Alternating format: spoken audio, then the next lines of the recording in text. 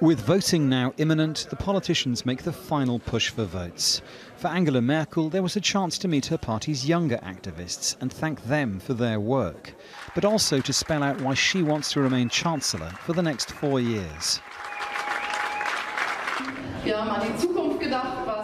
We think of the future, which is especially important in the eyes of young people. And it's important that we also address the issue of social justice. But it's equally important to talk about how we can work to achieve our prosperity. I think we have found a good balance.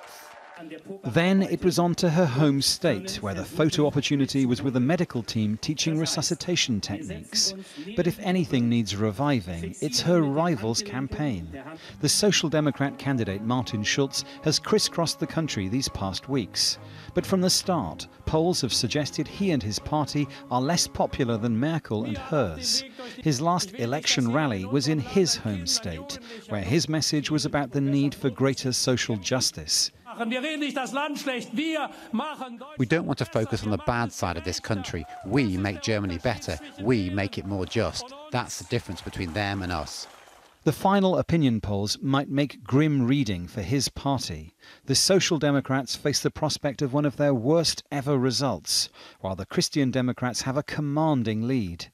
The closest race seems to be for third place, which in Germany's proportional electoral system can be a pivotal position for building coalitions.